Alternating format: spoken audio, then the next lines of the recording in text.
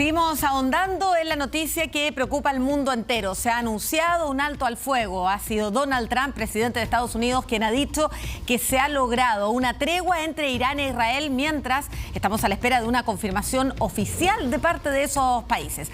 Patricio Zamorano, periodista y analista internacional chileno, está en Washington para ampliar este rol que está jugando Estados Unidos en este conflicto. Patricio, hola, buenas noches. Hola, buenas noches, Macarena y Daniel. Un gusto saludarlo desde un Washington extremadamente caluroso hoy día, más encima. Buenas noches, Patricio. ¿Cómo se entiende esto que ha ocurrido en una jornada donde había venido primero este ataque de Irán sobre una base militar estadounidense en Qatar, un ataque que fue previamente avisado, y luego aparece Donald Trump haciendo este anuncio del que todavía no tenemos mayores detalles? ¿Se ha sabido algo de cómo se llega a esta negociación y de si efectivamente puede haber una confirmación pronta tanto de Israel como de Irán de este cese al fuego? Este es un tema extremadamente interesante, Daniel, porque el tema hay que considerar que no es la primera vez que Donald Trump se adelanta a un anuncio tan delicado y tan importante como este, y hay que tomarlo con mucho cuidado, con mucha moderación, porque Donald Trump tiende a querer convertirse siempre en el protagonista de las grandes decisiones, y lo comento porque ya ha pasado antes cuando hubo otro cese al fuego en el caso de la Franja de Gaza, donde se adelantó y también expresó la idea de que se acababa las hostilidades, de que iba a haber un alto al fuego, y la verdad es que no había una coordinación con la realidad de lo que quería Israel, y los bombardeos continuaron de manera prácticamente normal por un tiempo más. Entonces, en ese sentido hay que tener extremado cuidado con este anuncio de Donald Trump, porque llama la atención, y ustedes concordarán conmigo en cuanto al hecho de que no se hizo un anuncio generalizado entre las tres partes más importantes, especialmente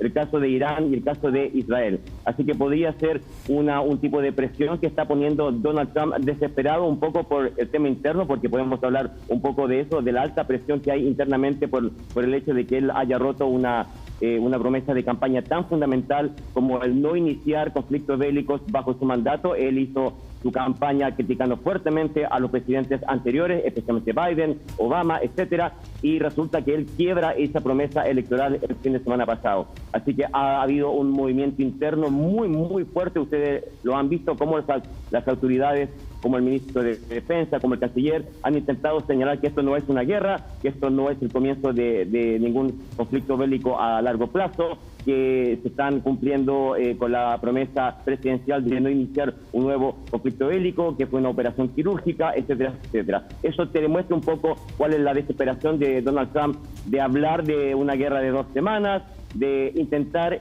consolidar una posición que sea a beneficio de él, porque las encuestas ya lo confirmaron, una mayoría de la población de los Estados Unidos no concuerda con lo que él hizo el fin de semana pasado.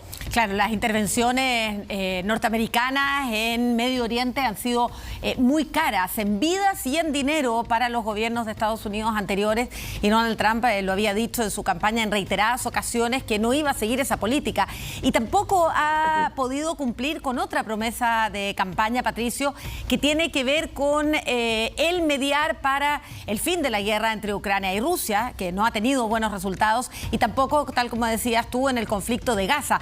Si llegara a obtener este cese al fuego, esta tregua entre Irán e Israel, sería su primer triunfo diplomático, el único hasta ahora. Bueno, claro, pero considerando que básicamente este es un tema fundamental entre Israel e Irán. Eso es lo que había él prometido, y es lo que un poco decían las encuestas hace un par de semanas atrás, reflejado también al interior del Partido Republicano. En efecto, las encuestas antes de este ataque bélico señalaban que más del 60%, estamos hablando de 6 de cada 10 estadounidenses, no concordaban con que Estados Unidos se involucrara en este tema del Medio Oriente, y el mismo 60% señalaba que este era un tema entre Irán e Israel. Entonces, en ese sentido, va a ser un triunfo extraño, considerando que rompe su promesa de campaña de una forma que no está coordinada con Israel. Lo digo porque el gobierno de Israel, si uno lee las declaraciones que han emanado desde ese país, queda bastante claro que ellos quieren continuar con la campaña. Incluso expresaron: estamos muy cerca de alcanzar nuestros objetivos. Eso te da indicación clara de que no hay una coordinación clara con este anuncio por las redes sociales de Donald Trump, que se ve un poco acelerado, y en el sentido de que todavía hay objetivos militares que Israel quiere enfrentar, y en ese sentido podemos anticipar que haya más bombardeos. Te aseguro que esto no se detiene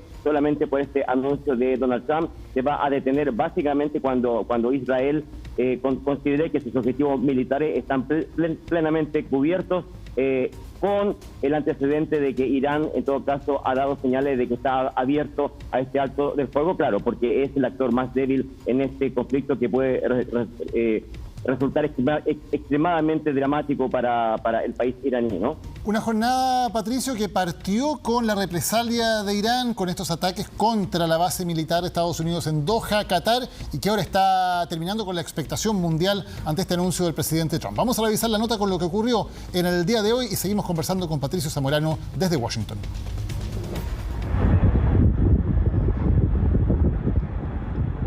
La noche de Qatar, una nación caracterizada por su neutralidad ante conflictos armados, se vio de pronto iluminada por el destello de misiles provenientes desde el norte. Irán era quien los lanzaba y las instalaciones estadounidenses en territorio qatarí el destino. El ataque fue dirigido contra la base aérea Al-Udeid, descrita como el mayor activo estratégico de Estados Unidos en la región. En efecto, es la base con mayor número de efectivos en Medio Oriente, unos 10.000 uniformados. No permitiremos que ninguna cuestión secundaria nos distraiga de nuestro objetivo de defender a nuestro amado Irán. Lo que nos importa ahora es una defensa decidida en la esencia de Irán y repeler la maldad de un enemigo que, con el apoyo de Estados Unidos y ciertos países europeos, ha lanzado una guerra injusta contra esta tierra. Irán respondía así al ataque estadounidense sobre sus instalaciones nucleares. En algunos lugares, como en este centro comercial, hubo temor a un ataque que los impactara.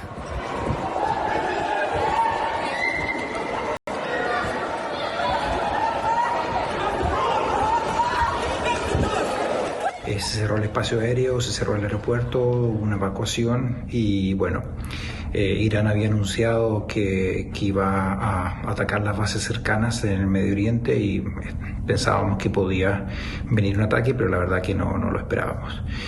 Por ahora estamos bien y esperemos que esto no siga avanzando. Solo uno de los 12 misiles lanzados por Irán traspasó la defensa aérea.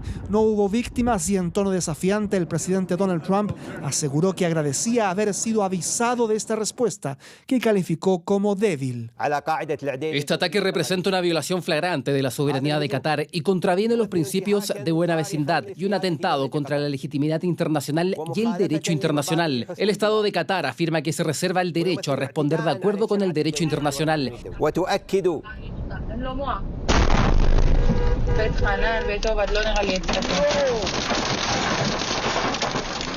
La tregua que se iniciaría este martes anunciada por Trump no impide que los ataques cruzados entre Israel e Irán sigan ocurriendo. Así pasó en Ashdod, por ejemplo, donde la cámara de este auto registró la caída de un misil iraní a metros de una autopista. O el bombardeo sobre la cárcel de Evin en Teherán, lugar en el que están cautivos cientos de opositores al régimen.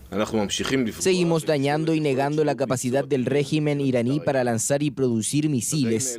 En este momento, los aviones de la Fuerza Aérea están profundizando los ataques en la zona de Teherán, haciendo hincapié en los cuarteles generales de la Guardia Revolucionaria. Por eso, más allá de un eventual alto al fuego, las embajadas de diversos países mantienen la alerta para su personal y las sirenas siguen sonando en Tel Aviv, en Haifa y también en Teherán. Mientras el mundo mira expectante a Medio Oriente para saber si se materializará un alto al fuego que permitiría que las noches dejen de iluminarse con el brillo de drones, misiles y baterías antiaéreas, parte del paisaje común en esa zona desde hace ya casi 2 semanas. Información de último minuto, volvemos con Carlos Grech al estudio porque finalmente hay una comunicación oficial del gobierno de Irán sobre la situación. Sí, del canciller de Irán, Sayed Abbas, que ha dicho a través de una cuenta en Twitter, de su propia cuenta, como Irán ha dejado claro en repetidas ocasiones, dice, Israel lanzó la guerra contra Irán, no al revés, y lo que dice el canciller iraní es lo siguiente, lo esencial, hasta el momento no hay ningún acuerdo sobre ningún alto al fuego ni cese de operaciones militares. Sin embargo, dice, siempre que el régimen israelí cese su agresión ilegal contra el pueblo iraní a más tardar a las 4 de la mañana, hora de Teherán. No tenemos intención de continuar nuestra respuesta después. La decisión final sobre el cese de nuestras operaciones se tomará más tarde, es lo que dice el canciller iraní, dando a entender que ellos no tienen hasta ahora un acuerdo establecido, de acuerdo a que también había dicho Donald Trump, pero que hay ciertas condiciones, entre ellas que no haya más agresiones por parte de Israel, es lo que dice el canciller. Sí, en Teherán son las 4:40 de la mañana. Así que ya pasaron 40 minutos del momento en que señala como deadline de últimos ataques. Y esto mientras se reporta que ha habido ya interceptación de misiles israelíes en el cielo de Teherán en los últimos minutos. Por lo tanto, no sabemos si esta hora límite que pone el canciller iraní se estaría cumpliendo o no por parte de Israel, porque en cierta forma condiciona el cumplimiento de este alto al fuego a que no sigan los bombardeos. Exacto, y solo para clarificar que este es un posteo que subió el canciller iraní hace exactamente 15 minutos, es decir, el margen de acción también es bastante limitado, así es que nos quedamos atentos a saber si efectivamente hay una comunicación, por ejemplo, de Israel, que es el otro actor en juego y que no ha comunicado nada oficialmente. Claro, lo que está diciendo Irán, más allá de estos detalles que es difícil de comprender, de los horarios, de los detalles, es que, claro, si Israel no lo sigue atacando, ellos estarían de acuerdo en no atacar a su vez a Israel. Claro. En eso consistiría, digamos, claro, eso sería una tregua si efectivamente se cumple, pero está bastante lejos de ser una paz definitiva o algo por el estilo. Sobre todo cuando, entre paréntesis, Donald Trump, al anunciar esta tregua, dice que comienza cuando se terminen las misiones ya en curso. Claro. Y eso no lo sabe nadie. Nadie sabe cuánto abarcan esas misiones, supuestas misiones que estarían en curso, si ya han terminado o si les quedan bombardeos todavía por concretar. Da estos plazos de 6 horas, de 12 horas allí también para poder terminar esas intervenciones militares, pero lo cierto es que todavía sigue siendo bastante confuso, bastante incertidumbre en torno a estos anuncios de eventual alto al fuego. Revisemos también dentro de Medio Oriente cómo se reparten hoy las influencias. En algún momento lo conversamos, ¿no? ¿Quiénes apoyaban a Hamas, por ejemplo, cuando existía el conflicto? ¿Quiénes a Israel? A ver, revisemos, por ejemplo. Dentro de los grupos que apoyan a Irán, aquí hay algunos países, pero en rigor lo que son grupos milicias armadas dentro de los países o que utilizan de alguna otra forma las autoridades de los países. Entre ellos está Hezbollah en el Líbano, que ahí está también, que es la milicia chií más poderosa de toda la región, Hamas en Gaza por lo demás, milicias también chiíes en Irak, por eso también lo dejamos de este lado. Y ojo con esto, Siria en rigor ahora busca neutralidad, ha caído Bashar al-Assad, pero en su momento fue un aliado clave también de Irán. Por lo tanto, allí también hay un punto importante que ha cambiado solo en los últimos meses en Medio Oriente y que ha girado el eje también de los apoyos y los respaldos. Y eso marca uno de los puntos por los cuales Israel elige este momento para atacar a Irán, porque Irán está debilitado, de muchas formas, está debilitado en términos diplomáticos, porque sus aliados tradicionales o los ha perdido, o como en el caso de Rusia, debido a la relación que ahora tienen con Trump, están optando por una mayor neutralidad, y además porque los proxies con que solía atacar a Israel, que están marcados ahí, en el caso del Líbano, Hezbollah, y en el caso de Gaza, Hamas, están muy debilitados. Entonces, es un momento de mucha debilidad diplomática y también militar de Irán, el que aprovecha Israel y luego Estados Unidos también para lanzarle estos golpes. Claro, y ahí está también quienes están hoy día apoyando, bueno, lo han hecho históricamente en rigor, que son Arabia Saudita, Estados Unidos y a Israel también, Egipto en rigor también, y en otros casos Kuwait, que es un país más bien neutral. Aquí hay varios neutrales, ¿no? Kuwait,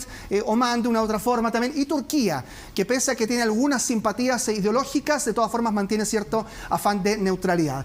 En toda esta zona, también Estados Unidos tiene intereses y por otro lado bases militares. El mayor interés es el petróleo, ese es el interés principal. ¿Y por qué esta zona desde hace décadas está siendo blanco de guerras, bombardeos y de ambiciones por el dinero que se controla a través del petróleo? Exacto, y por eso es que vamos a revisar ahora específicamente dónde están, por ejemplo, esas bases militares en Medio Oriente. Y aquí vemos una serie de bases que han estado instaladas desde hace bastante tiempo ya, con operaciones incluso muy activas, con cerca de 40.000 personas en total. 40.000 personas que son las que componen los contingentes estadounidenses en Medio Oriente. Kuwait ustedes lo ven allí, es un núcleo prácticamente de muchas bases militares en la región con más de 13.000 personas dentro de ese contingente. Pero la mayor base de todas estas era la que hoy fue atacada, que es Al-Udeid en Qatar, allí, en esa nación que es casi la más pequeñita de toda esta zona. Allí se alberga un cuartel general avanzado del mando central de Estados Unidos y por lo tanto es esencial para todas las operaciones del resto de las bases y por eso también para Irán era tan importante atacar ese lugar. Vamos a revisar también lo que ha ocurrido, entre otras cosas, con la relación entre Irán y Rusia, porque claro, el canciller viajó a Rusia esta mañana para reunirse con Vladimir Putin, le pide ayuda tras los ataques estadounidenses y todo indica que desde el Kremlin no habría ninguna intención de involucrarse militarmente en la defensa de Irán. Vamos a revisar la nota. Una carta firmada personalmente por el ayatolá Ali Khamenei fue lo que le entregó el canciller iraní al presidente ruso Vladimir Putin. En su contenido clamó por la ayuda del Kremlin en la reciente escalada por los bombardeos estadounidenses e israelíes. La respuesta solo estuvo limitada a entregar palabras de apoyo. Nuestra posición en relación a los últimos eventos es conocida, ya fue articulada por el canciller y refleja la posición que tomamos en el Consejo de Seguridad de la ONU. Esta agresión absolutamente no provocada carece de fundamento y justificación. Agradecemos a Rusia por su firme y correcta posición al condenar este acto de agresión. Rusia está en el camino correcto, en concordancia con el derecho internacional. El mundo se pregunta si Rusia podría ayudar a defender a un país que le ha proporcionado drones en la guerra en Ucrania. Cuando se sabe que Irán perdió la superioridad aérea, Vladimir Putin no respondió si va a entregarle sistemas de defensa, aunque manifestó que inició la producción en serie de su nuevo misil balístico de mediano alcance con capacidad nuclear. Empezó la producción masiva del sistema de misiles de mediano alcance Oreshnik, que ha demostrado su eficacia en combate. La Armada contará con nuevos buques y submarinos equipados con las últimas armas de alta precisión. La semana pasada, Putin había descartado implicarse, argumentando que el acuerdo de asociación estratégica que suscribieron ambas partes no contempla esa alternativa. Supongo que Irán no puede confiar en Rusia en términos de una guerra total, ni en su apoyo militar, y lo saben. Creo que los rusos lo han dejado claro en varias conversaciones previas. Durante el fin de semana, el expresidente ruso Dmitry Medvedev habló de países dispuestos a suministrar armas nucleares a Irán, algo que no quedó sin respuesta por parte de Donald Trump. Escuché al expresidente ruso Medvedev usar la palabra con N, nuclear, con indiferencia, diciendo que él y otros países suministrarían ojivas nucleares a Irán. ¿De verdad lo dijo o es solo producto de mi imaginación? Si lo dijo y si se confirma, por favor, háganmelo saber inmediatamente. La palabra con N no debería tomarse tan a la ligera. Supongo que por eso Putin es el jefe. Luego del anuncio de Donald Trump de un próximo cese al fuego, toma relevancia la posición distante que el Kremlin ha mantenido desde que se inició el conflicto. Ahora resta saber si Rusia estará en condiciones de respaldar a su principal socio en la zona, ante la posibilidad de que el régimen busque rearmar su estrategia nuclear y militar.